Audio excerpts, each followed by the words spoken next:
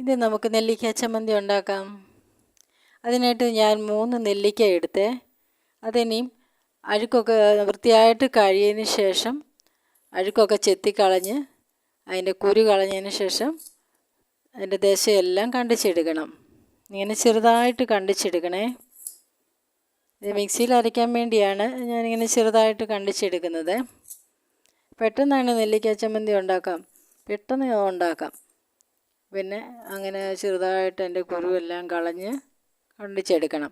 അത്യാവശ്യം പുളിയുള്ള നെല്ലിക്കയാണ്, അതുകൊണ്ടാണ് ഞാൻ 3 എടുത്തത്. നിങ്ങൾക്ക് പുളി കൂടുതൽ വേണമെങ്കിൽ കൂടുതൽ എടുക്കാം, കുറച്ച് മതിയെങ്കിൽ അതനുസരിച്ച് കുറച്ചെടുക്കാവുന്നതാണ്.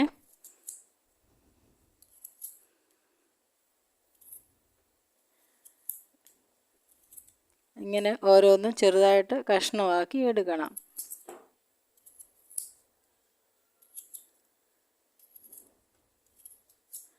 പിന്നെ എൻ്റെ വീഡിയോ ഇഷ്ടമായെങ്കിൽ നിങ്ങൾ എൻ്റെ ചാനലൊന്ന് സബ്സ്ക്രൈബ് ചെയ്തേക്കണേ. നിങ്ങളുടെ സപ്പോർട്ട് ഉണ്ടെങ്കിൽ മാത്രമേ എനിക്ക് വിജയിക്കാൻ പറ്റത്തുള്ളൂ കേട്ടോ. അങ്ങനെ എല്ലാം കഷ്ണമാക്കിയെടുത്തു.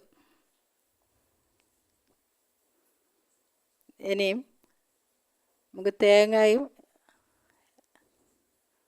ആവശ്യത്തിന് എടുക്കണം. തേങ്ങ ഒരു അരമുറി തേങ്ങയും പിന്നെ നെല്ലിക്ക കഷ്ണമാക്കിയതും ഒരു 5 പച്ചമുളക്, ചെറിയ പച്ചമുളകാണ്, 5 പച്ചമുളകും ഒരു സവാള തൊലിയെല്ലാം കളഞ്ഞ് കഴുകിയെടുത്ത് കഷ്ണമാക്കിയ സവാളയും ആവശ്യത്തിന് ഉപ്പും എല്ലാം കൂടെ നമുക്കിനി മിക്സിയിൽ അരച്ചുകൊണ്ട് വരണേ. മിക്സിയിൽ അരച്ചുകൊണ്ട് വരാം. അങ്ങനെ മിക്സിയിൽ അരച്ചുകൊണ്ട് വന്നു. നെല്ലിക്ക ചമ്മന്തി റെഡിയായേ. നിങ്ങൾക്ക് എല്ലാവർക്കും അറിയാമായിരിക്കും, അറിയാൻ വയ്യാത്തവർക്ക് വേണ്ടി ഞാൻ കാണിക്കുകയാണ്. പെട്ടെന്ന് അരച്ചുകൊണ്ട് വരാവുന്നതാണ് ഈ നെല്ലിക്ക ചമ്മന്തിയെ. നിങ്ങളൊന്ന് ചെയ്ത് നോക്കണം കേട്ടോ, അറിയാൻ വയ്യാത്തവരെ.